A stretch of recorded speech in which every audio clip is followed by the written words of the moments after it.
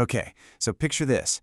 Two of the greatest poets in history, separated by 17 centuries, by different cultures, different worlds, and yet they're locked in this timeless argument about what love really is. That's what we're diving into today. It's this amazing, imaginary dialogue between Sappho, the ancient Greek poet, and Rumi, the Persian mystic. Let's get into it. The whole idea is captured so perfectly right here. Two poets who never met discover they have been speaking to the same beloved in different languages. It's just this incredible concept, right? One of them is speaking about a very specific, real, breathing person.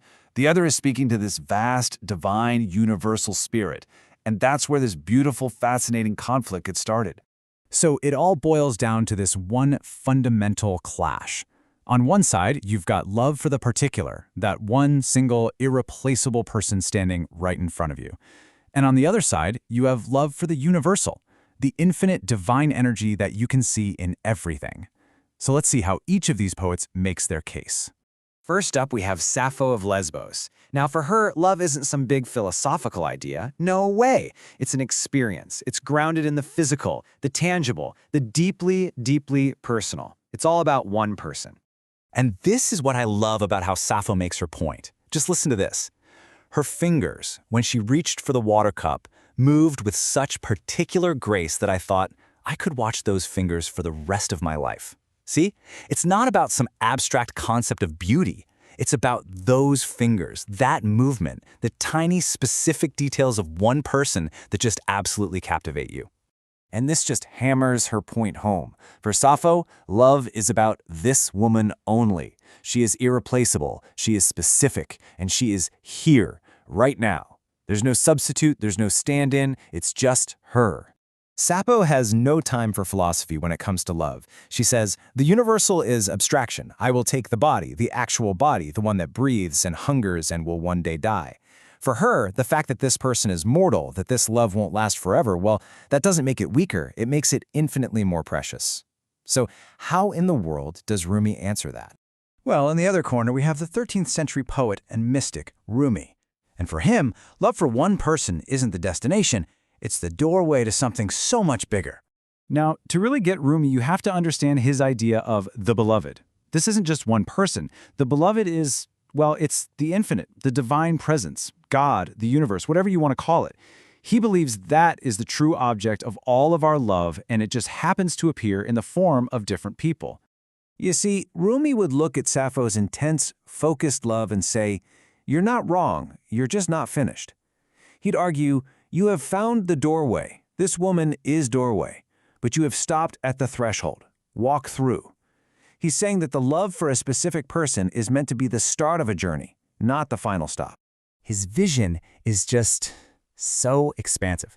For Rumi, the real goal is to see past the individual to the divine light that's shining through them. As he says, beyond the particular face, you will find the universal face. Beyond this love, you will find love itself. Okay, so we've got these two incredibly powerful, totally compelling philosophies of love. But what happens when these grand ideas crash into a real, messy, painful human emotion? Let's make this whole debate really concrete. Let's talk about jealousy. How does each of their worldviews handle something like that? This is where things get really interesting. For Sappho, whose entire world of love is built around one single irreplaceable person, jealousy is just agony. It's a physical pain. She calls it the knife in the ribs, the sickness in the stomach. It's a direct threat to the one thing she values most in the world. Of course it's possessive, because the love is singular. Rumi's response, though, is from another universe entirely. He sees jealousy as a spiritual mistake, the ego's confusion. In his world, divine love is infinite. The beloved's attention to one does not diminish his attention to another. It's like the sun shining on a million flowers at once. There's no competition because love isn't something you can run out of. But Sappho's comeback, wow, it just brings the whole argument crashing right back down to earth. She fires back, "Your divine love does not kiss. Your beloved does not lie beside me in the night." She completely rejects his spiritual comfort because it doesn't solve the real physical ache of feeling alone and replaced in the here and now. So, who's right? Is one of these paths better than the other? Well, what's so fascinating is that the text suggests maybe that's the wrong question. Maybe the point isn't to pick a winner, but to see that we need both. A kind of third voice emerges, almost like a mediator in this great debate. And this voice argues that both Sappho and Rumi are essential. They represent two sides of the same coin, two necessary truths about what it actually means to love. So what's the lesson from Sappho? Her wisdom is all about being grounded. Love the body. Be present with the person right in front of you. Don't use big ideas to try and escape the messy reality of a real relationship. She teaches us that the foundation of any kind of love is being able to truly, fully, and deeply love one person. And Rumi, what does he teach us? Well, his wisdom is expansive. It's about looking up, seeing the divine in the human. He warns us not to make one person our entire world, our idol, because, well, no single person can carry that weight. He shows us that this specific, particular love can find its deepest meaning when it connects us to something infinite. And this table just lays it out so perfectly, doesn't it? It shows the trade-offs.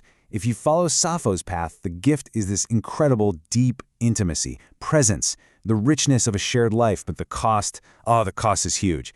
It's the pain of jealousy, the constant fear of loss, the absolute devastation of grief. Now, Rumi's path offers the gift of security, peace, a connection to something that never dies. But the cost is its own kind of loneliness, right? A kind of abstraction that can make you lose touch with the actual person. And this right here, this is the core takeaway from this whole incredible debate. The real wisdom isn't in choosing Sappho or Rumi. It's found in holding them together without resolving the tension between them, living in that space between the two. And that leaves us with this huge question we have to ask ourselves. What is the real point of love? Is it to find that one irreplaceable person and pour all of yourself into that relationship? Or is it to learn how to see the sacred, the divine, that spark of the universe in every single person you meet? Maybe the final answer isn't a choice at all. Perhaps the true art of loving is learning how to walk that very narrow, very challenging path right down the middle. To love the person in front of you with all the specific, intense focus of Sappho, while at the same time holding them with the boundless, open, and unconditional heart of Rumi.